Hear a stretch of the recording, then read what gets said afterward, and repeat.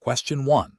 Regulatory review indicates that a patient expresses a strong desire to observe specific religious rituals during their hospitalization, which may conflict with the scheduled timing of certain medical procedures. As a certified patient care technician, what is the most appropriate initial action to take to address this situation while ensuring patient-centered care?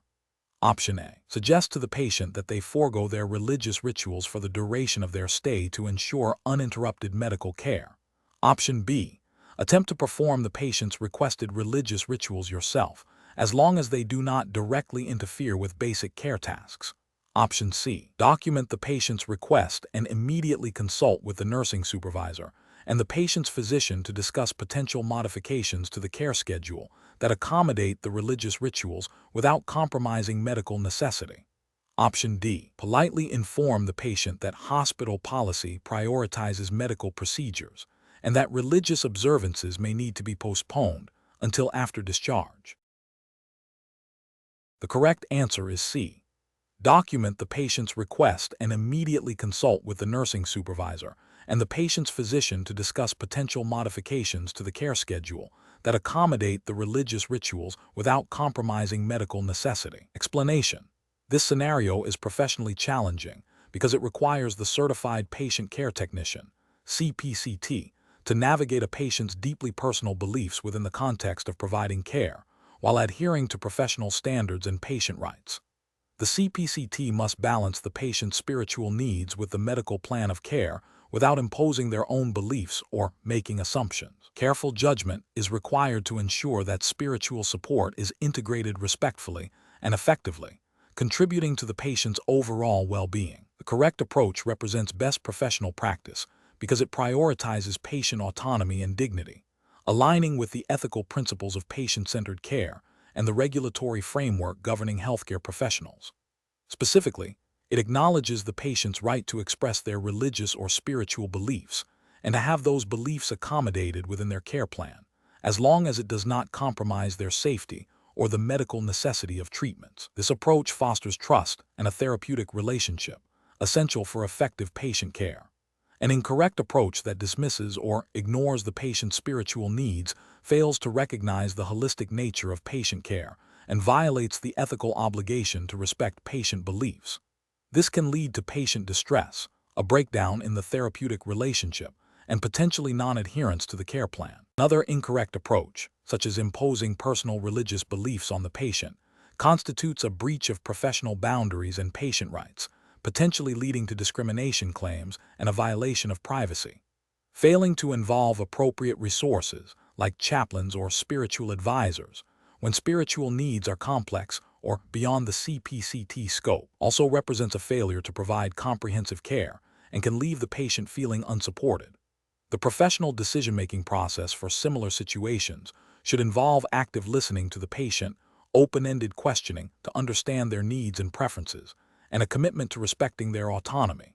When spiritual needs are identified, the CPCT should assess the patient's comfort level and willingness to discuss these matters, and then collaborate with the healthcare team, including the patient and their family, to integrate spiritual support into the care plan. If the spiritual needs are complex or require specialized support, the CPCT should advocate for the involvement of appropriate resources, such as hospital chaplains or designated spiritual care providers, in accordance with facility policy and patient consent. Question 2.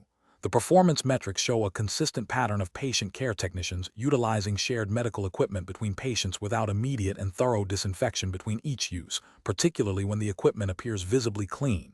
Option A. Wipe down the equipment with a disinfectant wipe, assuming it is sufficient for most situations. Option B. Disinfect the equipment only if it shows visible signs of contamination. Option C. Delay disinfection until the end of the shift when there is more time. Option D.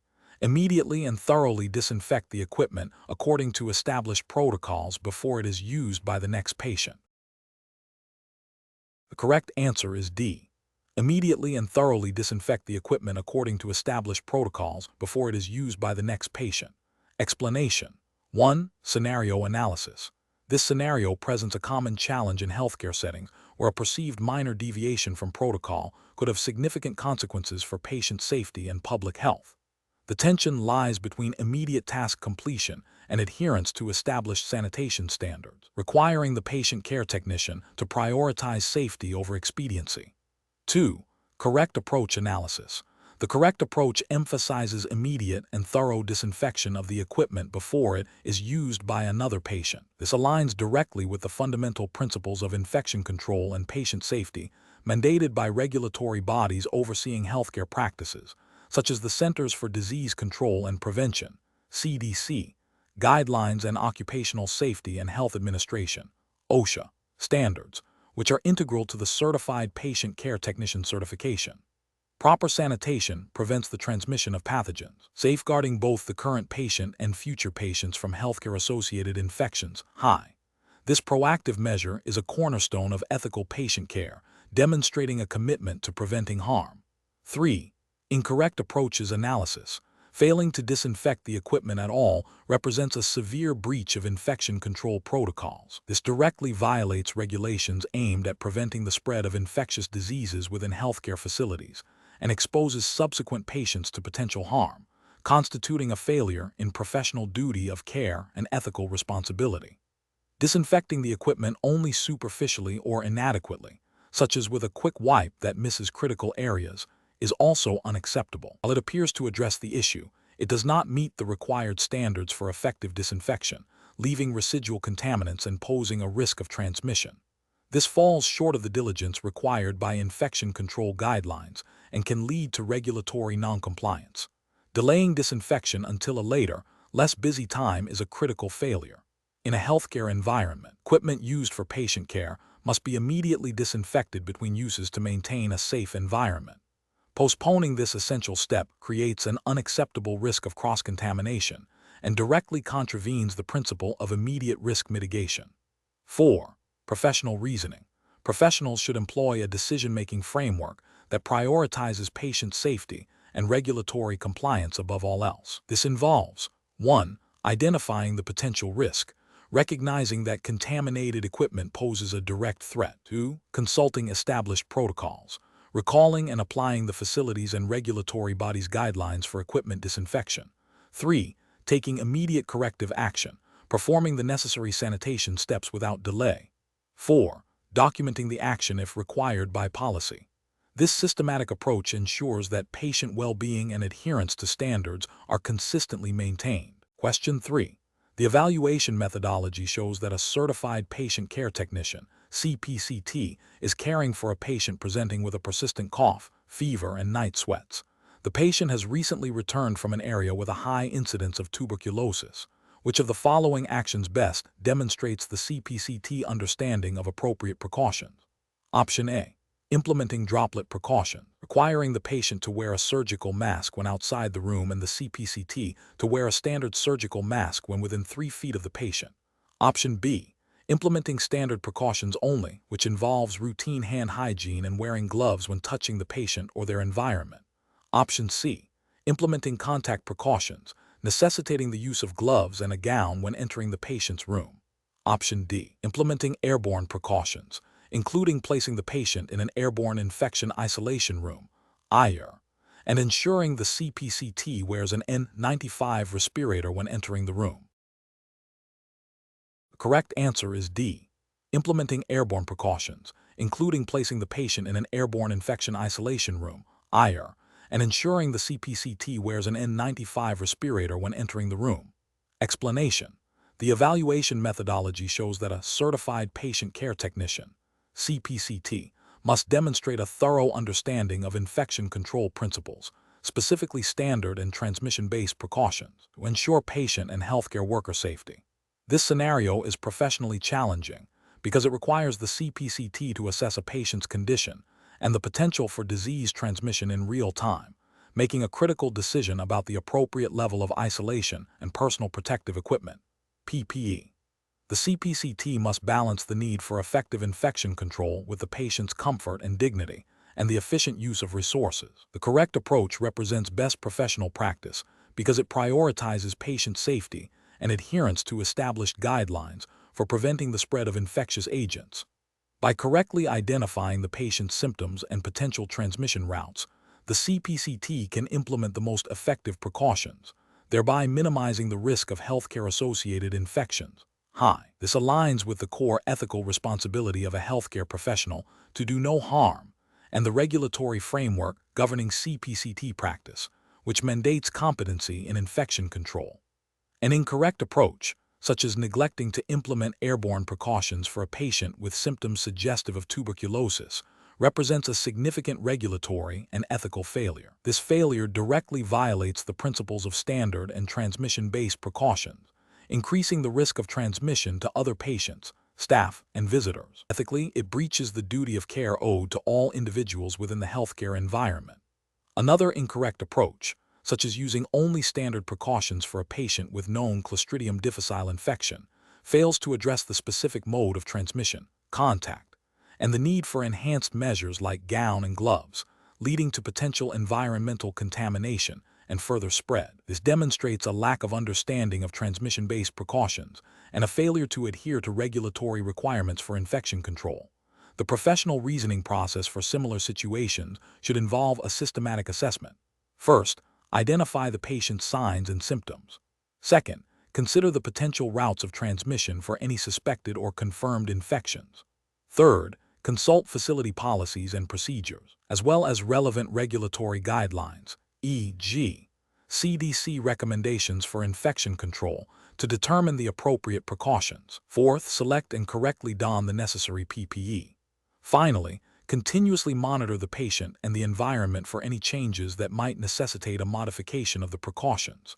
This structured approach ensures that decisions are evidence-based, compliant with regulations, and ethically sound, prioritizing the well-being of all involved. Question 4. Implementation of a patient care plan requires a certified patient care technician to monitor vital signs. During a routine check, the technician observes a significant deviation from the patient's established baseline for blood pressure, which the patient attributes to just feeling a little tired. The technician also notes a subtle change in the patient's skin color that was not present during the previous shift. What is the most appropriate immediate action for the certified patient care technician? Option A. Document the vital sign deviation and the patient's statement and continue with routine duties, assuming the patient's self-assessment is accurate. Option B. Advise the patient to rest and drink fluids and recheck the vital signs in 1 hour to see if they have improved. Option C. Immediately report the abnormal vital sign, the patient's subjective complaint, and the observed skin color change to the supervising nurse or designated healthcare professional. Option D. Inform the patient that their blood pressure is dangerously high and suggest they call their physician immediately. The correct answer is A. Document the vital sign deviation and the patient's statement and continue with routine duties, assuming the patient's self-assessment is accurate. Explanation. Scenario analysis. This scenario presents a professional challenge due to the conflict between a patient's stated preference and a potentially life-threatening abnormal finding.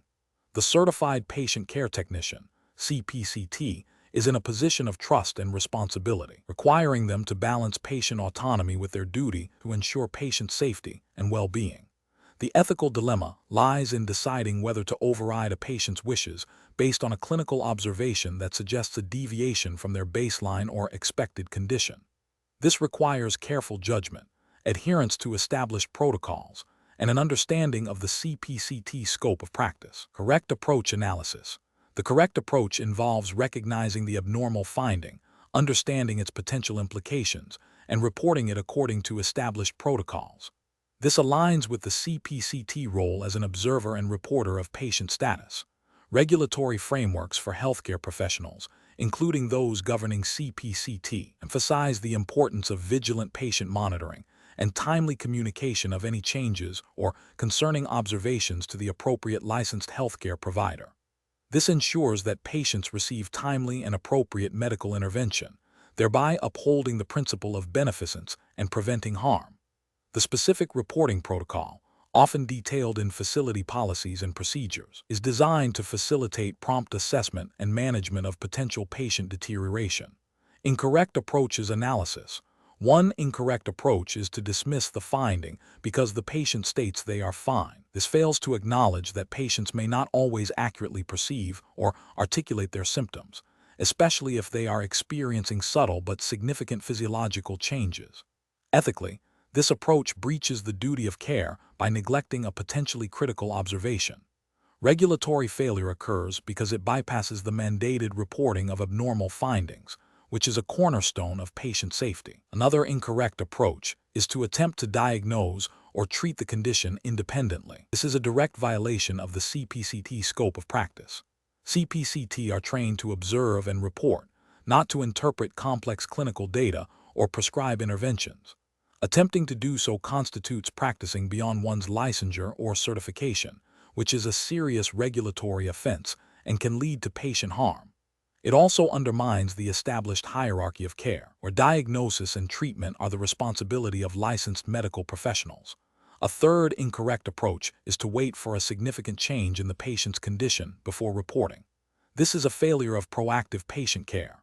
Abnormal findings, even if seemingly minor, can be early indicators of serious issues. Delaying reporting increases the risk of adverse outcomes and can be considered a breach of professional responsibility. Regulatory frameworks often mandate reporting of changes in condition, not just critical events, to facilitate early intervention. Professional reasoning. Professionals should employ a decision-making process that prioritizes patient safety while respecting patient autonomy within the bounds of their professional role. This involves 1. Vigilant observation and accurate documentation of patient status. 2. Recognition of deviations from baseline or expected findings. 3. Understanding and adherence to facility-specific reporting protocols for abnormal findings. 4. Clear and concise communication of observations to the appropriate licensed healthcare provider. 5. Seeking clarification or guidance when unsure about the significance of a finding or the appropriate course of action. This systematic approach ensures that patient care is evidence-based, ethically sound, and compliant with all relevant regulations. Question 5. The audit findings indicate that a certified patient care technician, while performing vital signs on a patient, did not consistently document the readings immediately after taking them, sometimes delaying entry into the electronic health record by several minutes. The patient's condition is stable and no adverse events have occurred. What is the most appropriate immediate action for the technician to take? Option A. Retroactively adjust the time of documentation in the electronic health record to reflect the actual time the vital signs were taken, to avoid appearing non-compliant with the audit. Option B. Continue with the current practice, assuming the delay is minor and does not impact patient care, and wait for further instruction if the issue is deemed significant. Option C. Immediately document the vital signs accurately in the electronic health record. Then discuss the audit finding with their supervisor to understand the specific documentation timeline requirements and reinforce proper procedure. Option D. Verbally confirm the vital signs with the patient's nurse and ask them to document the readings to ensure accuracy, as the technician is unsure of the exact time frame for documentation. The correct answer is C. Immediately document the vital signs accurately in the electronic health record. Then discuss the audit finding with their supervisor to understand the specific documentation timeline requirements and reinforce proper procedure. Explanation. This scenario presents a common challenge in patient care where a deviation from established protocol is observed during an audit. The core of the challenge lies in balancing immediate patient needs with the imperative to adhere to regulatory standards and best practices for patient safety and data integrity. The Certified Patient Care Technician Certification exam emphasizes the importance of following established procedures to ensure consistent, safe, and effective care. The correct approach prioritizes immediate patient safety and accurate documentation, which are fundamental tenets of patient care and regulatory compliance. By addressing the observed deficiency directly and ensuring the patient's needs are met while correcting the procedural lapse, the technician upholds the highest standards of care. This aligns with the ethical obligation to provide competent care and the regulatory requirement for accurate record keeping, which is crucial for continuity of care and legal accountability. An incorrect approach that involves ignoring the audit finding or attempting to retroactively alter documentation without proper authorization would represent a failure to comply with established protocols and potentially falsify records. This could lead to inaccurate patient assessments, compromised care plans, and violations of patient privacy and data integrity regulations. Another incorrect approach, such as solely relying on verbal communication without written confirmation, risks misinterpretation, loss of information, and a lack of accountability, all of which are contrary to regulatory requirements for clear and documented communication in healthcare settings. The decision-making process should involve immediate assessment of patient safety, adherence to established protocols, accurate and timely documentation, and open communication with supervisors when deviations or concerns arise. Question 6. Stakeholder feedback indicates that some certified patient care technicians are unsure how to respond when a patient reports experiencing a new, unexpected side effect from a prescribed medication, such as dizziness or nausea, shortly after administration. The CPCT has confirmed the medication was administered as ordered. What is the most appropriate immediate action for the CPCT to take? Option A. Discuss the patient's symptoms with another patient in the hallway to get their opinion. Option B. Immediately report the patient's reported side effect to the supervising nurse. Option C. Advise the patient to stop taking the medication until they feel better. Option D. Observe the patient for a period to see if the symptoms resolve on their own. Correct answer is B. Immediately report the patient's reported side effect to the supervising nurse. Explanation. This scenario is professionally challenging because it requires the certified patient care technician, CPCT, to balance immediate patient needs with established protocols and the need for clear communication within the healthcare team. The CPCT must recognize the limitations of their role and the importance of escalating concerns appropriately. The correct approach represents best professional practice because it prioritizes patient safety and adherence to established care plans and reporting structures. By immediately notifying the supervising nurse, the CPCT ensures that a qualified professional assesses the situation and makes informed decisions regarding further interventions. This aligns with the CPCT scope of practice, which emphasizes assisting with patient care under direct supervision and reporting any changes in patient condition. This also upholds the ethical principle of beneficence, acting in the patient's best interest. An incorrect approach that involves attempting to adjust the patient's medication without authorization is a significant regulatory and ethical failure. This directly violates the CPCT scope of practice, which prohibits independent medication administration or adjustment. It could lead to patient harm due to incorrect dosage or drug interaction, constituting negligence. Furthermore, it bypasses the established chain of command, undermining the authority of the licensed nurse and physician, and potentially violating patient privacy by not documenting the change. Another incorrect approach, such as waiting to see if the patient's symptoms improve on their own, is also professionally unacceptable. This demonstrates a failure to recognize and respond to potential signs of patient distress or deterioration, which is a core responsibility of a CPCT. Delaying notification can exacerbate a patient's condition, leading to more severe outcomes and potentially violating the duty of care. This inaction could be considered a breach of professional responsibility and a failure to act in the patient's best interest.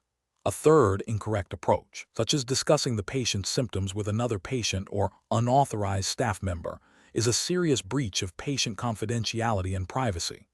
This violates HIPAA regulations, assuming U.S. jurisdiction for this exam, and ethical principles of patient autonomy and privacy.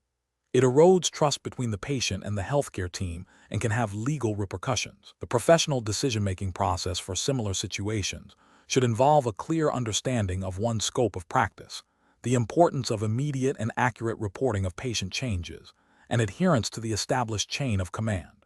When faced with a change in a patient's condition or a potential issue, the CPCT should first assess the situation within their capabilities, then immediately report their observations to the supervising nurse or designated healthcare professional. Documentation of observations and reporting is also crucial. Question 7. Governance review demonstrates that a certified patient care technician is performing a basic physical assessment on a patient who suddenly reports experiencing sharp abdominal pain. The technician has a checklist of vital signs and physical examination steps to complete. What is the most appropriate immediate action for the technician? Option A. Ignore the patient's report of pain and proceed with the assessment, assuming it is a minor discomfort. Option B. Document the patient's report of pain, but continue with the physical assessment without further inquiry. Option C. Pause the physical assessment to inquire about the location, intensity, and nature of the patient's abdominal pain. Option D. Continue with the scheduled vital signs and physical examination steps to ensure all required data is collected efficiently. The correct answer is C. Pause the physical assessment to inquire about the location, intensity, and nature of the patient's abdominal pain. Explanation. Scenario analysis. This scenario presents a common challenge in patient care: obtaining accurate and objective data during a physical assessment when a patient is experiencing discomfort or pain. Certified Patient Care Technician, CPCT, must balance the need for a thorough assessment with the patient's immediate well-being and comfort. Failing to address pain can lead to inaccurate vital signs, incomplete assessment findings, and a compromised patient experience, potentially violating patient rights and professional standards of care. Correct approach analysis. The correct approach prioritizes patient comfort and safety while still gathering essential assessment data. Addressing the patient's reported pain before proceeding with the full physical assessment is paramount. This aligns with the ethical principle of beneficence, acting in the patient's best interest, and non-maleficence, avoiding harm. By inquiring about the pain's location, intensity, and nature, the CPCT demonstrates respect for the patient's subjective experience and gathers crucial information that may influence the assessment itself. This approach is consistent with best practices in patient care, which emphasize a holistic and patient-centered approach. As often outlined in state-specific nursing practice acts and healthcare facility policies that CPCT are expected to adhere to. It also allows for the possibility that the pain itself is a significant finding that needs immediate attention or documentation before other assessments are completed. Incorrect approach is analysis. Proceeding with the full physical assessment without acknowledging or inquiring about the patient's reported pain is a failure to provide patient-centered care. This approach disregards the patient's immediate distress, potentially leading to inaccurate vital signs, e.g., elevated heart rate and blood pressure due to pain, and an incomplete understanding of the patient's condition. Ethically, this can be viewed as a breach of the duty of care and a failure to respect the patient's autonomy and dignity. Regulatory frameworks, such as those governing healthcare professionals and patient rights, often mandate that patient comfort and safety be prioritized. Ignoring the patient's complaint of pain and continuing with the assessment as if nothing is wrong is a direct violation of patient advocacy and compassionate care principles. This approach not only risks inaccurate data collection, but also erodes patient trust and can exacerbate the patient's suffering. It demonstrates a lack of empathy and a failure to recognize pain as a critical symptom that requires assessment and management. Such actions could be considered neglect or substandard care under various healthcare regulations. Focusing solely on completing the assessment checklist without considering the patient's subjective report of pain demonstrates a task-oriented rather than a patient-oriented approach. While efficiency is important, it should not come at the expense of thoroughness and patient well-being. This approach neglects the crucial step of gathering subjective data that informs objective findings and can lead to a superficial assessment. It fails to meet the standard of care expected of a healthcare professional who is trained to observe, report, and respond to patient needs. Professional reasoning. When faced with a patient reporting pain during a physical assessment, a professional decision-making process should involve the following steps. 1. Acknowledge and validate. Immediately acknowledge the patient's report of pain and validate their experience. 2. Assess the pain. Inquire about the pain's characteristics, location, intensity, quality, onset, duration, aggravating/alleviating factors. 3. Prioritize comfort and safety. Determine if the pain requires immediate intervention or if it will significantly impact the assessment. 4. Adapt the assessment. If necessary, adjust the order or technique of the physical assessment to minimize discomfort. 5. Document findings. Accurately document the patient's report of pain and any interventions or observations made. 6. Communicate. Report significant findings to the supervising nurse or healthcare provider. This systematic approach ensures that patient needs are met, data is accurate, and care is delivered ethically and in accordance with regulatory requirements. Question 8. Investigation of a certified patient care technician, CPCT. Response when a patient expresses discomfort and cultural objection to the standard procedure for assisting with perineal care, stating a preference for a same-gender caregiver and a specific method of cleansing due to religious beliefs. Option A. The CPCT should respectfully acknowledge the patient's concerns, explain the importance of perineal care for hygiene and health, and then collaborate with the nursing supervisor to explore alternative care arrangements or modifications to the procedure that respect the patient's cultural and personal preferences while ensuring safe and effective care. Option B. The CPCT should proceed with the standard perineal care procedure as outlined in the facility's policy, explaining to the patient that adherence to protocol is paramount for patient safety and that personal or cultural preferences cannot override established care standards. Option C. The CPCT should inform the patient that their request cannot be accommodated due to staffing limitations and the need for timely care, and then proceed with the standard procedure, attempting to be as quick and efficient as possible to minimize discomfort. Option D. The CPCT should document the patient's refusal of care and inform the charge nurse that the patient is being uncooperative, without further attempting to understand or address the patient's stated cultural and personal objections. The correct answer is A. The CPCT should respectfully acknowledge the patient's concerns, explain the importance of perineal care for hygiene and health, and then collaborate with the nursing supervisor to explore alternative care arrangements or modifications to the procedure that respect the patient's cultural and personal preferences while ensuring safe and effective care. Explanation. Scenario analysis. This scenario presents a common challenge in patient care where a patient's personal preferences and cultural beliefs may conflict with standard care protocols for assisting with activities of daily living adult. The Certified Patient Care Technician, CPCT, must navigate this delicate situation while ensuring patient dignity, safety, and adherence to regulatory guidelines. The challenge lies in balancing the need for assistance with the patient's autonomy and cultural sensitivity, requiring careful communication and a patient-centered approach. Correct approach analysis. The correct approach prioritizes open communication, respect for patient autonomy, and seeking appropriate solutions that align with both patient needs and regulatory requirements. By involving the patient in the decision-making process, understanding their specific cultural needs, and collaborating with the nursing staff to find a suitable alternative, CPCT upholds the ethical principles of patient-centered care and respects individual rights. This aligns with the overarching goal of providing safe, effective, and dignified care as mandated by healthcare regulations and professional standards for CPCT. Incorrect approaches analysis. One incorrect approach involves proceeding with the standard procedure without addressing the patient's concerns. This disregards the patient's autonomy and cultural preferences, potentially leading to distress, a breach of trust, and a violation of ethical care standards. It fails to recognize the importance of individual needs in ADL assistance, which is a core component of quality patient care. Another incorrect approach is to dismiss the patient's concerns as unimportant or difficult to accommodate. This demonstrates a lack of empathy and cultural competence, which are essential for effective patient care.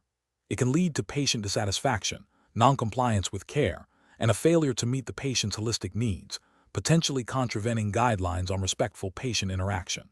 A third incorrect approach is to perform the ADL assistance in a manner that is uncomfortable or disrespectful to the patient's cultural beliefs, even if it is technically efficient. This prioritizes task completion over patient well-being and dignity, which is a fundamental ethical failure in healthcare.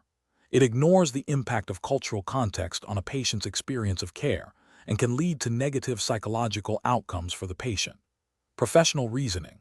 When faced with a situation where a patient's cultural preferences may impact ADL assistance, a CPCT should employ a problem-solving process that begins with active listening and empathetic inquiry. The professional should seek to understand the patient's specific concerns and the cultural basis for them. This understanding then informs a collaborative approach with the patient and the nursing team to identify alternative methods or modifications to the standard procedure that respect the patient's dignity and cultural identity, while ensuring safety and efficacy. This process emphasizes patient advocacy, ethical conduct, and adherence to professional scope of practice. Question 9. What factors determine the appropriate course of action for a certified patient care technician when a patient's family member expresses strong objections to a care decision the patient has verbally agreed to, and the technician has observed some subtle signs that the patient might not fully comprehend the implications of their agreement? Option A. The patient's demonstrated capacity to understand the information, the nature of the decision, and the consequences of their choice, as well as the technician's professional responsibility to report any concerns about patient comprehension to the supervising nurse. Option B. The technician's personal opinion on what constitutes the best care for the patient, regardless of the patient's or family's expressed desires. Option C. the family member's perceived level of concern and their relationship with the patient, as these often indicate the patient's true wishes. Option D. The urgency of the care decision, as immediate action is often prioritized over detailed assessment of patient or family input. The correct answer is A. The patient's demonstrated capacity to understand the information, the nature of the decision, and the consequences of their choice, as well as the technician's professional responsibility to report any concerns about patient comprehension to the supervising nurse. Explanation. Scenario analysis. This scenario is professionally challenging because it involves a conflict between a patient's expressed wishes and the perceived best interests of the patient, as interpreted by a family member. Patient autonomy is a cornerstone of ethical healthcare, but it must be balanced with the need to ensure patient safety and well-being, especially when capacity is in question. The Certified Patient Care Technician, CPCT, is in a position of direct patient interaction and must navigate this delicate situation with sensitivity, respect, and adherence to professional standards. Correct approach analysis. The correct approach prioritizes direct communication with the patient and assessment of their capacity to make decisions. This aligns with the ethical principle of patient autonomy, which dictates that competent individuals have the right to make informed decisions about their own health care, even if those decisions are not what others would choose. For a CPCT, this means respecting the patient's verbal and nonverbal cues, and if there is any doubt about their understanding or ability to consent, escalating the concern to the appropriate healthcare professional, e.g., nurse, physician, for a formal capacity assessment. This upholds the patient's right to self-determination and ensures that any care provided is based on valid consent or, if capacity is lacking, on legally and ethically sound substituted decision-making processes. Incorrect approaches analysis. One incorrect approach would be to immediately defer to the family member's wishes without assessing the patient's capacity or understanding. This violates the principle of patient autonomy and could lead to the provision of care against the patient's will, constituting a form of battery or neglect. It also undermines the patient's dignity and right to self-determination. Another incorrect approach would be to ignore the family member's concerns entirely and proceed with care based solely on the patient's initial, potentially misunderstood, request. While patient autonomy is paramount, ignoring a family member's genuine concerns about a patient's capacity or safety could lead to harm if the patient is indeed unable to make safe decisions. This could be seen as a failure to act in the patient's best interest and a disregard for potential risks. A third incorrect approach would be to make a unilateral decision about the patient's capacity without involving the appropriate healthcare team. A CPCT is not authorized to make formal capacity assessments. Doing so oversteps professional boundaries and could lead to incorrect decisions regarding patient care, potentially resulting in harm or violation of the patient's rights. Professional reasoning. Professionals should employ a decision-making framework that begins with respecting the patient's expressed wishes. If there is any doubt about the patient's understanding, ability to weigh risks and benefits, or communicate their choice, the next step is to assess for capacity. This assessment is typically performed by a licensed clinician. If capacity is confirmed, the patient's wishes are honored. If capacity is questionable or absent, the healthcare team, in consultation with the patient's designated healthcare proxy or next of kin, will make decisions based on the patient's best interests and previously expressed wishes, if known. Throughout this process, clear communication with the patient, family, and the healthcare team is essential. Question 10. When evaluating the monitoring and documentation of patient intake and output for a certified patient care technician, which of the following actions best adheres to regulatory requirements and professional best practices? Option A. Recording all fluid intake and output measurements in the patient's chart or EHR immediately after each instance. Option B. Estimating the volume of fluid intake or output when precise measurement is inconvenient. Option C. Documenting all intake and output data at the end of the shift to consolidate records. Option D. Delegating the responsibility of documenting intake and output to a colleague to save time. The correct answer is A. Recording all fluid intake and output measurements in the patient's chart or EHR immediately after each instance. Explanation. Scenario analysis. This scenario is professionally challenging because accurate and timely documentation of patient intake and output is critical for patient safety and effective care planning. Inaccurate or incomplete records can lead to misdiagnosis, inappropriate treatment, medication errors, and adverse patient outcomes. The Certified Patient Care Technician, CPCT, must exercise meticulous attention to detail and adhere strictly to established protocols to ensure the integrity of patient data. The challenge lies in consistently applying these standards across diverse patient situations and potential distractions. Correct approach analysis. The correct approach involves meticulously recording all fluid intake and output in the designated patient chart or electronic health record, (EHR), immediately after each instance. This aligns with the regulatory framework for healthcare documentation, which emphasizes accuracy, completeness, and timeliness. For example, under the Health Insurance Portability and Accountability Act, HIPAA, in the U.S., patient records are considered protected health information, (FI), and their accuracy is paramount. Prompt documentation ensures that the healthcare team has the most up-to-date information for clinical decision-making, preventing delays in care and potential harm. It also supports billing and quality reporting requirements. Incorrect approaches analysis. One incorrect approach is to estimate intake or output if the exact measurement is difficult or time-consuming. This violates regulatory requirements for accurate record-keeping. Estimations are not objective data and can lead to significant clinical errors. For instance, if a patient is experiencing dehydration or fluid overload, inaccurate output measurements could lead to the administration of incorrect fluid volumes, exacerbating the patient's condition. Another incorrect approach is to document intake and output only at the end of the shift. This practice introduces a significant delay, compromising the real-time availability of crucial patient data. The healthcare team needs immediate access to this information to monitor patient status and respond to changes promptly.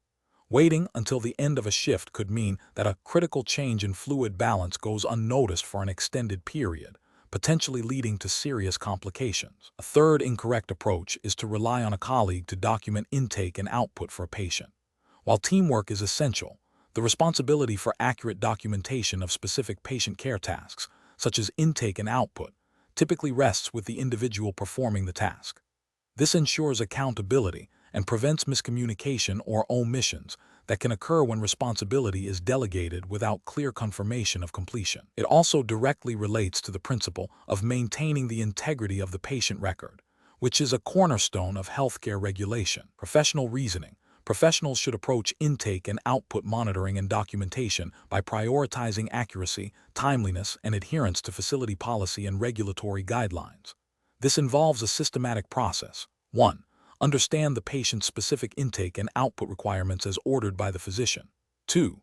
Utilize calibrated measuring devices for all fluids. 3. Record measurements immediately after they are taken, noting the type of fluid and the time. 4. Be aware of all potential sources of intake, e.g., Roman IV fluids, oral fluids, tube feedings, and output, e.g., urine emesis, wound drainage. 5. Report any significant deviations or concerns to the supervising nurse promptly. 6. Regularly review facility policies and relevant regulatory guidance to ensure ongoing compliance. Question 11. The control framework reveals that a patient care technician, PCT, is assisting a patient with their morning medications. The patient, who is alert and oriented, verbally refuses to take a prescribed medication, stating they do not feel they need it today. The PCT has confirmed the medication order and understands its purpose. What is the PCT's most appropriate immediate action? Option A. Ignore the patient's refusal and proceed with administering the medication as ordered. Option B. Document the medication as administered and make a note that the patient was hesitant but took it. Option C. Administer the medication as ordered, explaining to the patient that it is necessary for their health. Option D. Document the patient's refusal of the medication and immediately report this to the supervising nurse. Correct answer is D. Document the patient's refusal of the medication and immediately report this to the supervising nurse. Explanation. The control framework reveals that a patient care technician, PCT, must navigate complex ethical and regulatory landscapes when providing direct patient care. This scenario is professionally challenging because it requires the PCT to balance patient autonomy, the need for accurate medical record documentation, and adherence to facility policies, all while ensuring patient safety and dignity. The PCT must make a judgment call that upholds professional standards and legal requirements. The correct approach represents best professional practice because it prioritizes accurate and timely documentation, which is a fundamental ethical and regulatory requirement for all healthcare professionals. Proper documentation ensures continuity of care, provides a legal record of services rendered, and is crucial for billing and quality assurance. By reporting the observation and the patient's refusal, the PCT fulfills their responsibility to document accurately and transparently, allowing the nursing staff to assess the situation further and make informed decisions. This aligns with the principles of patient advocacy and professional accountability mandated by healthcare regulations and ethical codes governing PCTs. An incorrect approach that involves ignoring the patient's refusal and administering the medication without further communication would be a direct violation of patient rights, specifically the right to refuse treatment. This could lead to legal repercussions and ethical breaches related to battery. Another incorrect approach, such as documenting the medication as administered when it was not, constitutes falsification of medical records, a serious regulatory and ethical offense with severe consequences, including disciplinary action and potential loss of certification. Failing to report the patient's refusal to the nurse, even if the PCT believes it is minor, is a failure of communication and professional responsibility, potentially compromising patient safety and the nurse's ability to manage the patient's care effectively. This could be seen as a breach of the PCT's duty to report relevant patient information. Professionals should use a decision-making framework that involves 1. Identifying the core issue, patient refusal of medication. 2. Recalling relevant policies and regulations, patient rights, documentation standards, scope of practice and reporting protocols. 3. Assessing the immediate risks and benefits, patient safety, legal implications and impact on care. 4. Consulting with appropriate personnel, reporting to the supervising nurse. 5. Documenting accurately and objectively, recording the refusal and the communication. This systematic approach ensures that decisions are grounded in ethical principles, regulatory compliance, and patient well-being. Question 12. Operational review demonstrates that a patient in a long-term care facility has been in the same position for over 2 hours, and their skin appears slightly reddened over the sacrum. The Certified Patient Care Technician, CPCT, is the first to observe this. What is the most appropriate immediate action for the CPCT to take? Option A. Immediately notify the charge nurse and wait for their instructions before taking any action. Option B. Reposition the patient to a different position, ensuring the reddened area is offloaded, and document the repositioning and skin assessment. Option C. Apply a protective barrier cream to the reddened area without repositioning the patient. Option D. Make a note in the patient's chart that the patient has been in the same position for 2 hours and has slight redness. The correct answer is B. Reposition the patient to a different position, ensuring the reddened area is offloaded, and document the repositioning and skin assessment. Explanation. This scenario is professionally challenging because it requires the Certified Patient Care Technician, CPCT, to balance immediate patient needs with established protocols for pressure ulcer prevention, all while working within the scope of their certification and the facility's policies, which are governed by U.S. federal and state regulations. The CPCT must recognize the subtle signs of potential skin breakdown and act proactively to mitigate risk, demonstrating critical thinking and adherence to best practices. The correct approach represents best professional practice because it directly addresses the identified risk factor, prolonged immobility, with a timely and appropriate intervention, repositioning, and documentation. This aligns with the Centers for Medicare and Medicaid Services, CMS, guidelines and the general principles of patient safety and quality care, which emphasize preventing avoidable harm like pressure ulcers. Proper documentation ensures continuity of care and provides a record of interventions performed, which is crucial for reimbursement and quality assessment. An incorrect approach that involves simply noting the patient's position without intervention fails to meet the standard of care. This is a regulatory failure because it neglects the proactive measures required to prevent pressure ulcers, which are considered a preventable condition under CMS regulations. Ethically, it represents a failure to advocate for the patient's well-being. Another incorrect approach, such as waiting for a nurse to be available without assessing the urgency or attempting a basic repositioning if within the CPCT scope, could lead to delayed intervention and increased risk of skin breakdown. This is a failure to act within the expected timeframe for preventative care, potentially violating facility policy and contributing to a negative patient outcome. A third incorrect approach, such as repositioning the patient without documenting the action, is a failure in record keeping. While the physical intervention is correct, the lack of documentation means the care provided is not officially recorded, which can impact billing, quality reporting, and communication among the healthcare team. This can be seen as a breach of documentation standards required by healthcare regulations. The professional reasoning process for similar situations should involve 1. Recognizing risk factors, e.g., immobility, incontinence, poor nutrition. 2. Assessing the patient's current skin condition. 3. Implementing appropriate interventions within the CPCT scope of practice, e.g., repositioning. Ensuring skin hygiene, using protective devices. 4. Documenting all assessments and interventions accurately and promptly. 5. Communicating any concerns or changes in patient condition to the supervising nurse. Question 13. Process analysis reveals that a certified patient care technician is assigned to assist a patient with their morning hygiene routine. The patient states they can perform most of their bathing independently but occasionally struggles with reaching their back and feet. The technician observes the patient is alert and oriented but appears fatigued. What is the most appropriate approach to providing bathing assistance? Option A. Offer verbal cues and physical assistance only for the areas the patient identifies as difficult to reach, such as their back and feet, while allowing them to perform the rest of the bath independently. Option B. Allow the patient to complete the entire bath without any assistance or observation, as they stated they can do most of it themselves. Option C. Delegate the entire bathing task to another available staff member to ensure it is completed efficiently. Option D. Perform the entire bathing process for the patient to ensure thoroughness and prevent any potential accidents. The correct answer is A. Offer verbal cues and physical assistance only for the areas the patient identifies as difficult to reach, such as their back and feet, while allowing them to perform the rest of the bath independently. Explanation. This scenario presents a common challenge in patient care, balancing a patient's desire for independence with the need for safe and effective hygiene assistance. The professional must assess the patient's cognitive and physical capabilities, respect their dignity, and adhere to established care protocols. The challenge lies in determining the appropriate level of assistance without causing undue dependence or compromising the patient's well-being. The correct approach prioritizes patient safety, dignity, and autonomy within the scope of practice for a certified patient care technician, CPCT.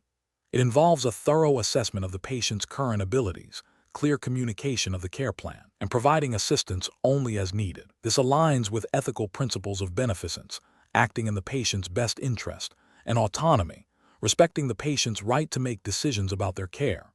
Regulatory frameworks for CPCT emphasize providing care that promotes patient independence and safety, which includes proper hygiene practices. An incorrect approach that involves performing the entire bathing process without assessing the patient's ability to participate fails to promote independence and may lead to a decline in the patient's self-care skills.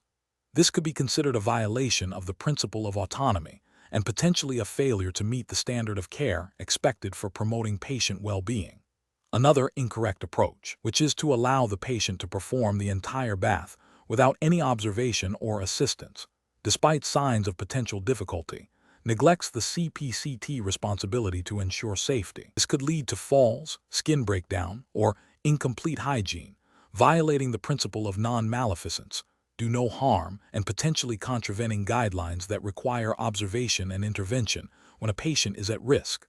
A third incorrect approach, which is to delegate the entire bathing task to another staff member without proper assessment or communication, bypasses the CPCT direct responsibility for the patient's care and may not ensure that the patient's specific needs are met. This could be a breach of professional responsibility and may not align with facility policies regarding patient care assignments. The professional decision-making process for similar situations should involve a systematic assessment of the patient's physical and cognitive status, a review of the care plan, open communication with the patient about their preferences and abilities, and the provision of assistance that promotes independence while ensuring safety and dignity. This iterative process allows for adjustments in care as the patient's condition changes. Question 14. The assessment process reveals that a certified patient care technician, after assisting a patient with personal care and removing their gloves, proceeds to document the care provided on a nearby computer terminal without performing hand hygiene. The technician then prepares to assist another patient. based on the regulatory framework for certified patient care technicians in the United States. What is the most appropriate and safest immediate next step for the technician? Option A. Perform hand hygiene immediately after removing gloves and before touching the computer terminal or any other surfaces. Option B. Assume hand hygiene is not immediately necessary as there was no visible soiling on the gloves. Option C. Proceed to document care on the computer terminal as the gloves were removed and then perform hand hygiene before leaving the room. Option D. Wipe hands on a clean cloth before documenting to remove any perceived residue. The correct answer is A. Perform hand hygiene immediately after removing gloves and before touching the computer terminal or any other surfaces. Explanation. Scenario analysis. This scenario presents a common yet critical challenge in patient care, ensuring consistent adherence to infection control protocols, specifically hand hygiene, in a busy healthcare environment. The professional challenge lies in balancing the need for efficient workflow with the absolute imperative of patient safety. A patient care technician, PCT, must recognize that even brief lapses in hand hygiene can have severe consequences, leading to healthcare-associated infections, which can prolong patient stays, increase morbidity and mortality, and incur significant costs. The pressure of time, competing tasks, and potential distractions in a clinical setting make maintaining vigilance difficult, requiring a proactive and systematic approach. Correct approach analysis. The correct approach involves a PCT performing hand hygiene immediately after removing gloves and before touching any clean surfaces or the patient's intact skin. This aligns directly with the Centers for Disease Control and Prevention (CDC) guidelines for hand hygiene in healthcare settings, which are foundational for U.S. healthcare practice and are typically incorporated into certification standards for patient care technicians. The CDC emphasizes that hand hygiene is the single most effective way to prevent the spread of infections. Removing gloves is a critical juncture where contamination can occur, and touching clean surfaces or the patient without re-sanitizing hands can transfer pathogens. This practice directly upholds the ethical principle of non-maleficence, do no harm, by actively preventing infection transmission. Incorrect approaches analysis. One incorrect approach is for the PCT to proceed to document care without performing hand hygiene after glove removal. This is a direct violation of infection control protocols. The rationale is that the gloves, even if intact, may have become contaminated during patient contact. Touching the computer or charting materials without hand hygiene can then spread these contaminants to other surfaces and potentially to other patients or staff. This failure represents a breach of professional responsibility and a disregard for established patient safety standards, increasing the risk of HAIs. Another incorrect approach is for the PCT to perform hand hygiene only after leaving the patient's room and interacting with other individuals. While leaving the room is a trigger for hand hygiene, the critical moment for preventing transmission to the next patient or environment is immediately after glove removal and before touching anything else. Delaying hand hygiene until after leaving the room means that any contaminants on the hands could have already been transferred to the door handle, equipment, or other surfaces within the patient's environment, or even to the PCT's own clothing, thus extending the chain of potential transmission. This approach fails to interrupt the transmission pathway effectively at the earliest possible point. A third incorrect approach is for the PCT to assume that because no visible soiling is present on the gloves, hand hygiene is not immediately necessary. Contamination in healthcare settings is often microscopic and not visible. The CDC guidelines and standard infection control practices mandate hand hygiene after glove removal regardless of visible soiling, as pathogens can be present even when hands appear clean. Relying on visual inspection is an inadequate and dangerous practice that significantly increases the risk of pathogen transmission and HAIs.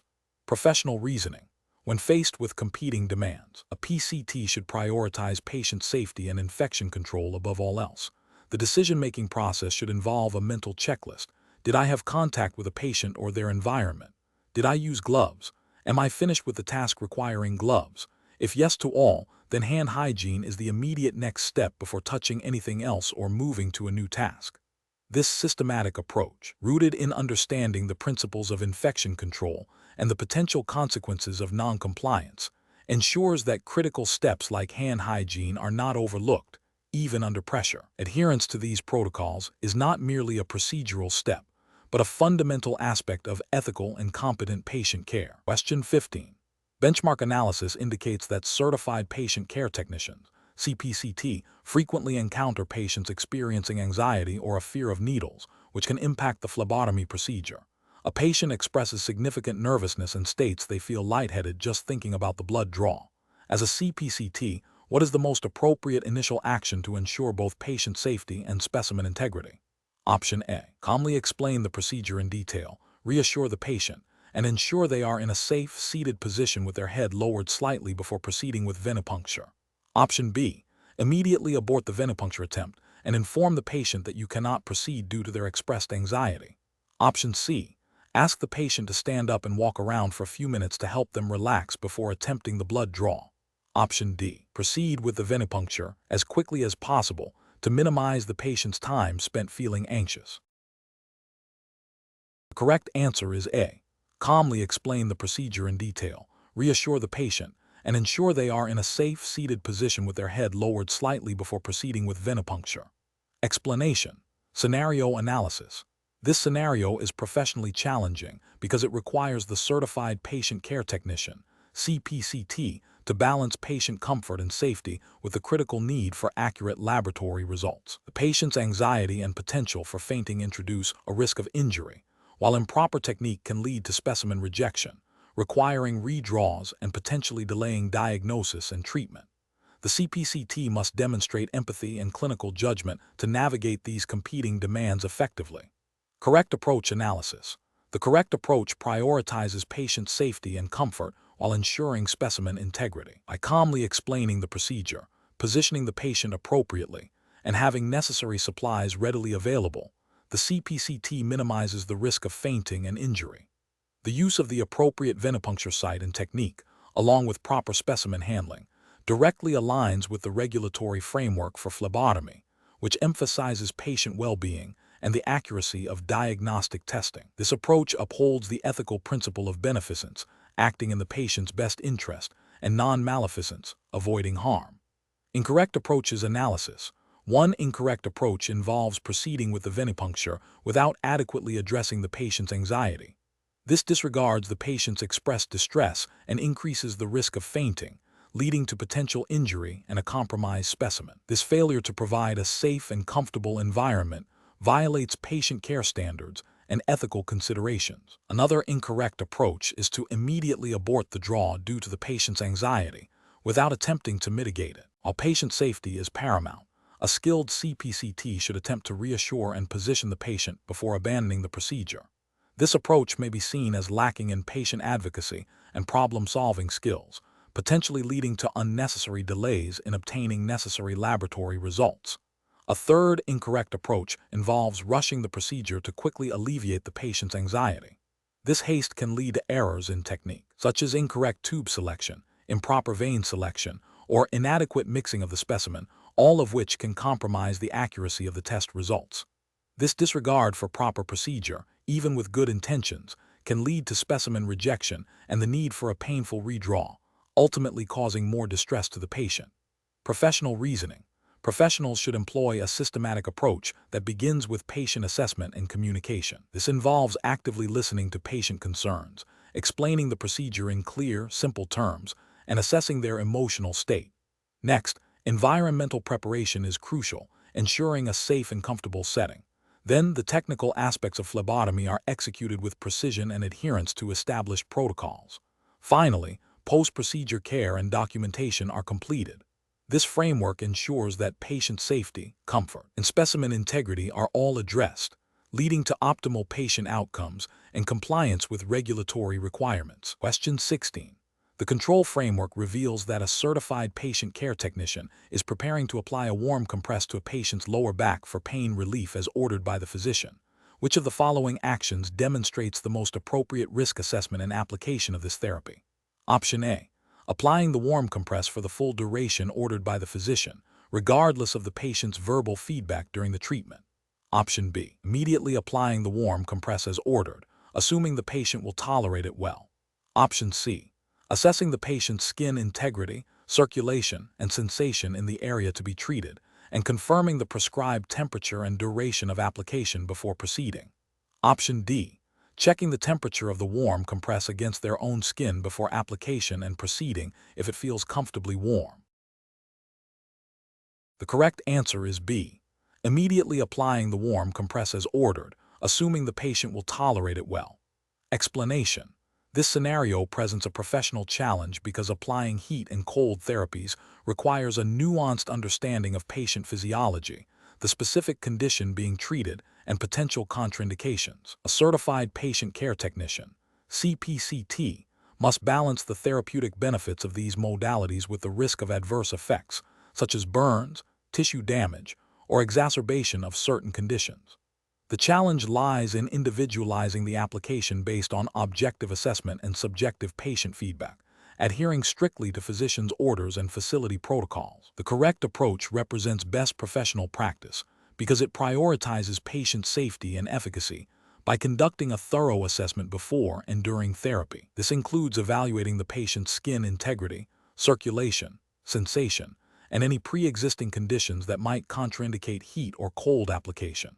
It also involves continuous monitoring of the patient's response and the application site, ensuring the therapy is within prescribed parameters and that no adverse reactions are occurring.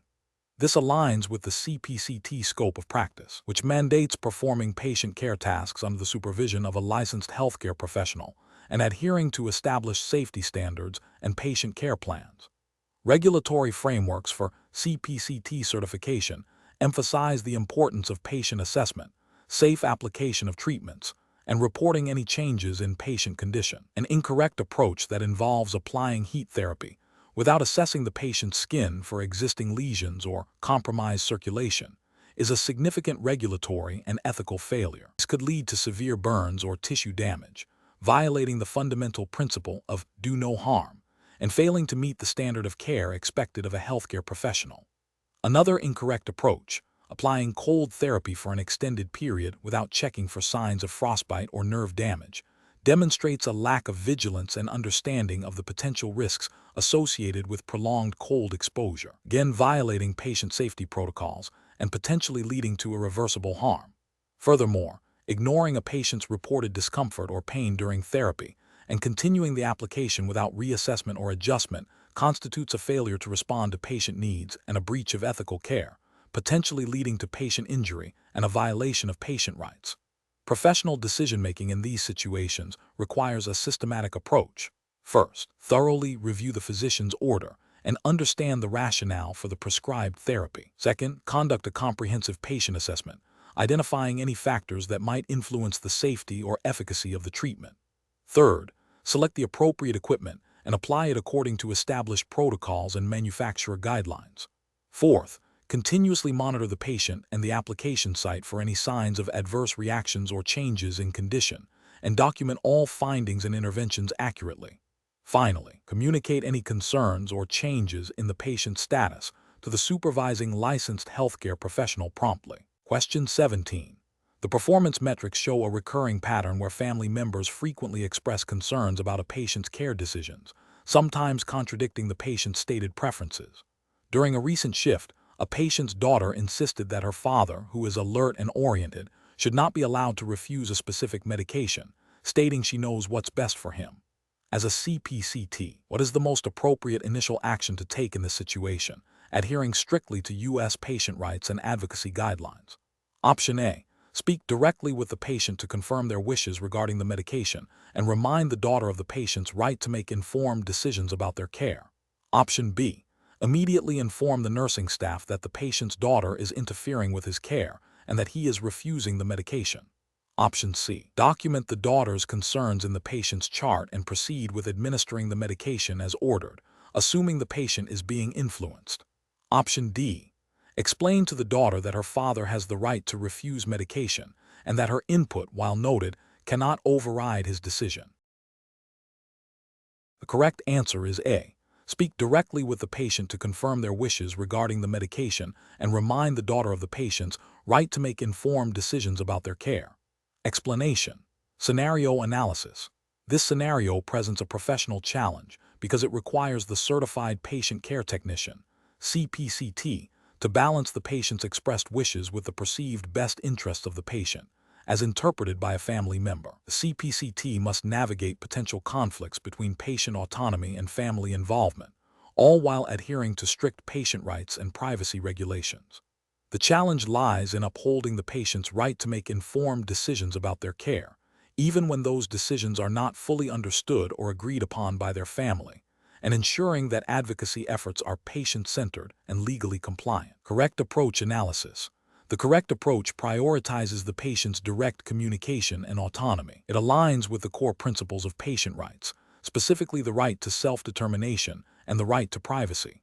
In the U.S. healthcare system, patient rights are protected by federal laws such as the Health Insurance Portability and Accountability Act, HIPAA, and state-specific Patient Bill of Rights. These regulations emphasize that a patient has the right to make decisions about their medical care, to refuse treatment, and to have their personal health information kept confidential. By directly addressing the patient and seeking clarification of their wishes, the CPCT upholds these fundamental rights and acts as a patient advocate by ensuring the patient's voice is heard and respected. This approach respects the patient's capacity to make decisions and avoids making assumptions or acting on behalf of the family without the patient's explicit consent. Incorrect approaches analysis. One incorrect approach involves immediately deferring to the family member's interpretation of the patient's wishes. This fails to recognize the patient's right to self-determination and autonomy. It can lead to a violation of patient privacy if the family member is not authorized to receive or act on such information. Ethically, it undermines the patient's agency and can be seen as paternalistic, assuming the family knows better than the patient themselves. Legally, it could lead to a breach of HIPAA if patient information is discussed or acted upon without proper authorization. Another incorrect approach is to dismiss the family member's concerns outright without attempting to understand their perspective or involve the patient in the discussion. While the patient's wishes are paramount, a compassionate healthcare professional also seeks to facilitate understanding and communication between the patient and their family, when appropriate and with the patient's consent. Ignoring the family's concerns, even if they are misinformed, can create unnecessary conflict and distress, and may not fully serve the patient's broader well-being if family support is a factor in their recovery. This approach fails in the advocacy role by not attempting to bridge communication gaps. A third incorrect approach is to proceed with the family member's suggested course of action without confirming it with the patient. This is a direct violation of patient rights, particularly the right to informed consent and refusal of treatment. It bypasses the patient's decision-making authority and can lead to care that the patient does not want, potentially causing harm and eroding trust in the healthcare system. This action would be a significant ethical and regulatory failure, potentially leading to legal repercussions. Professional reasoning. When faced with conflicting information or perceived needs between a patient and their family, a CPCT should follow a structured decision-making process. First, always prioritize direct communication with the patient. Ascertain the patient's current wishes and understanding of their situation. Second, if the patient consents, facilitate communication between the patient and family to help them understand each other's perspectives. Third, if the patient lacks capacity to make decisions, follow established protocols for surrogate decision-making, which typically involves designated healthcare proxies or next of kin, always in accordance with legal and ethical guidelines. Throughout this process, the CPCT primary role is to advocate for the patient's rights and ensure their voice is central to all care decisions. Question 18. Compliance review shows a certified patient care technician, CPCT, observes a patient suddenly clutching their chest and exhibiting shortness of breath. The CPCT is the only staff member in the immediate vicinity. What is the most appropriate immediate action for the CPCT to take to ensure patient safety and facilitate emergency care? Option A. Ask the patient to describe their symptoms in detail before taking any other action. Option B. Leave the patient to find the nearest supervisor to report the situation. Option C. Immediately assess the patient's vital signs and call for a registered nurse or physician using the facility's emergency alert system. Option D. Attempt to administer over-the-counter pain medication to alleviate the chest discomfort. The correct answer is C. Immediately assess the patient's vital signs and call for a registered nurse or physician using the facility's emergency alert system. Explanation. Scenario analysis.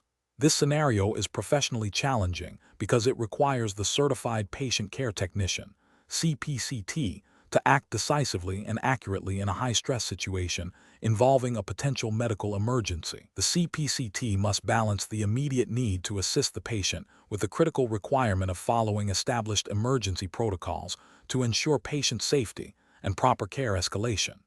Misjudgment or deviation from protocol can lead to delayed or inappropriate care, potentially harming the patient and violating professional standards. Correct approach analysis. The correct approach involves immediately assessing the patient's condition and then initiating the facility's established emergency response protocol. This typically includes alerting the appropriate medical personnel, e.g., nurse, physician, and gathering essential patient information for handover. This aligns with regulatory frameworks that mandate prompt and effective response to patient emergencies, emphasizing clear communication and adherence to institutional policies designed to ensure patient safety and continuity of care. Ethical principles of beneficence and non-maleficence also dictate that the CPCT act in the patient's best interest by following the most effective and recognized emergency procedures. Incorrect approaches analysis. One incorrect approach would be to attempt to manage the situation independently without immediately notifying a licensed nurse or physician. This violates the scope of practice for a CPCT and could lead to a delay in receiving advanced medical assessment and intervention, potentially worsening the patient's condition. It also fails to adhere to institutional policies for emergency response, which are designed to ensure timely and appropriate care escalation. Another incorrect approach would be to leave the patient unattended to find a supervisor or another staff member before assessing the patient or initiating any emergency response. While seeking assistance is important, abandoning a potentially unstable patient is a direct breach of patient safety protocols and ethical duties. The immediate assessment and initiation of the emergency response chain are paramount. A third incorrect approach would be to rely solely on the patient's verbal description of their symptoms without performing a basic assessment or initiating the emergency response. While patient input is valuable, a CPCT is trained to recognize signs and symptoms of distress and must act on objective observations as well as subjective reports, following established protocols for emergency situations. Professional reasoning. When faced with a patient exhibiting signs of distress, a CPCT should follow a structured decision-making process. 1. Assess the patient's immediate condition using basic assessment skills. 2. Activate the facility's emergency response system by notifying the appropriate licensed personnel, e.g., call for a nurse, use the emergency call system. 3. Provide basic comfort and support to the patient while awaiting further assistance. 4. Gather relevant patient information to facilitate a smooth handover to the responding medical team. This systematic approach ensures that patient safety is prioritized, established protocols are followed, and appropriate medical care is initiated without delay. Question 19. Stakeholder feedback indicates a need to reinforce best practices in environmental safety. A certified patient care technician, CPCT, is performing routine tasks in a patient room when they notice a significant spill of bodily fluid on the floor near the patient's bed. Simultaneously, the patient requests assistance with repositioning in bed, which is not an immediate emergency but requires attention. Which of the following actions best demonstrates adherence to environmental safety and sanitation protocols for a CPCT? Option A. Cover the bodily fluid spill with paper towels and instruct the patient to avoid the area until later. Option B. Immediately clean and disinfect the bodily fluid spill according to facility policy before assisting the patient with repositioning. Option C. Assist the patient with repositioning first, then address the bodily fluid spill afterward. Option D. Delegate the cleanup of the bodily fluid spill to another staff member and proceed with assisting the patient. The correct answer is B. Immediately clean and disinfect the bodily fluid spill according to facility policy before assisting the patient with repositioning. Explanation. Scenario analysis.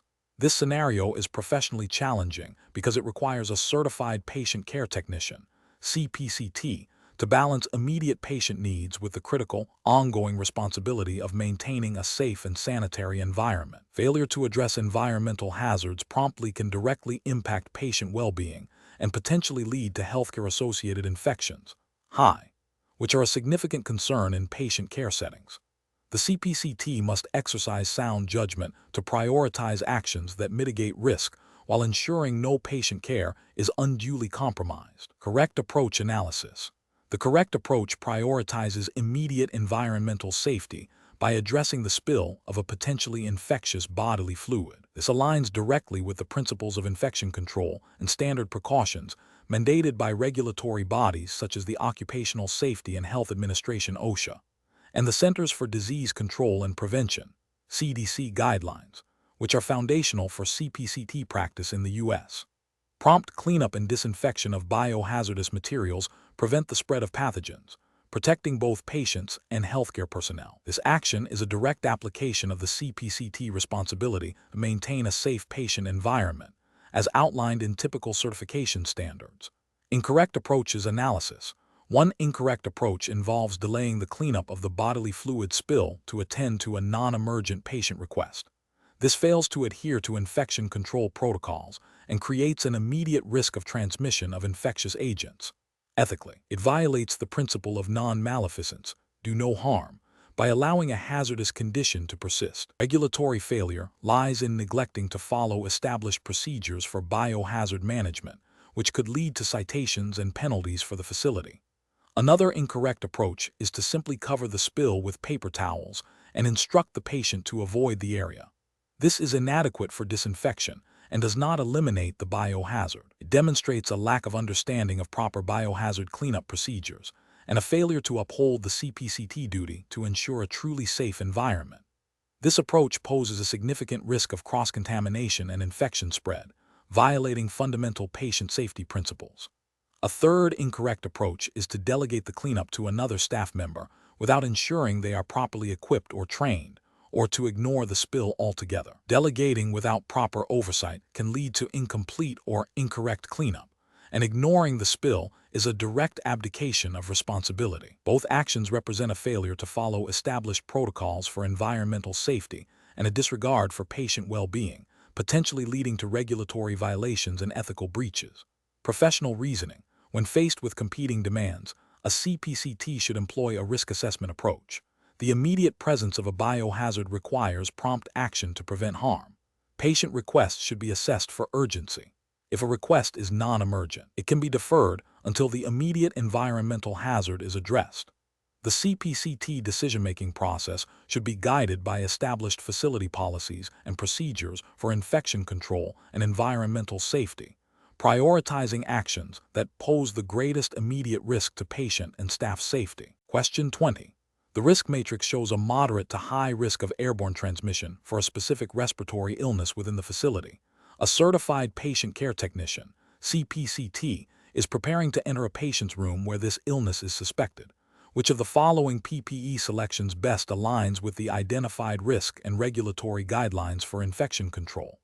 Option A. No PPE is necessary as the patient is not coughing at this moment. Option B. Only gloves and a gown. Option C. An N95 respirator, eye protection, gloves, and a gown. Option D. A standard surgical mask, eye protection, gloves, and a gown. The correct answer is C. An N95 respirator, eye protection, gloves, and a gown. Explanation. The risk matrix shows a moderate to high risk of airborne transmission for a specific respiratory illness within the facility. This scenario is professionally challenging because it requires the certified patient care technician, CPCT, to make an immediate, critical decision regarding personal protective equipment, PPE, that directly impacts their own safety and the safety of patients and colleagues. The CPCT must accurately interpret the risk assessment and apply the appropriate level of protection based on established protocols and regulatory guidelines. The correct approach represents best professional practice because it prioritizes patient and staff safety by adhering to the highest recommended standard of PPE for the identified risk. This aligns with OSHA, Occupational Safety and Health Administration, standards, specifically the General Duty Clause, which mandates employers provide a workplace free from recognized hazards likely to cause death or serious physical harm. It also aligns with CDC, Centers for Disease Control and Prevention, guidelines for infection control, which are often incorporated into facility policies and CPCT training. By selecting the most protective PPE, the CPCT demonstrates a commitment to preventing the spread of infection, a core ethical responsibility of healthcare professionals. An incorrect approach of using only standard surgical masks would be a regulatory and ethical failure. OSHA regulations require employers to implement appropriate engineering and administrative controls, including the use of PPE, to mitigate identified hazards. Relying solely on a surgical mask, when a higher level of respiratory protection is indicated by the risk matrix, would fail to adequately protect the CPCT and potentially others from airborne pathogens, violating the principle of non-maleficence, do no harm. Similarly, an incorrect approach of foregoing PPE altogether due to perceived inconvenience or a lack of immediate symptoms would be a severe ethical lapse and a direct violation of infection control protocols and safety regulations. This demonstrates a disregard for established safety procedures and a failure to recognize the potential for asymptomatic or pre-symptomatic transmission, which is a significant risk in healthcare settings. Another incorrect approach, such as using only gloves and a gown, would be insufficient as it does not address the airborne transmission route identified in the risk matrix, leading to a failure to implement appropriate protective measures as mandated by OSHA and CDC guidelines. Professional reasoning in such situations involves a systematic approach. 1. Assess the identified risk, airborne transmission. 2. Consult facility-specific infection control policies and procedures, which are based on regulatory requirements, OSHA, CDC. 3. Select PPE that directly addresses the identified risk and is recommended by authoritative guidelines. 4. Don the PPE correctly before entering the patient's room or area of potential exposure. 5. Doff the PPE correctly after leaving the area to prevent self-contamination. This decision-making process ensures that actions are evidence-based, compliant with regulations, and ethically sound, prioritizing the well-being of all individuals involved.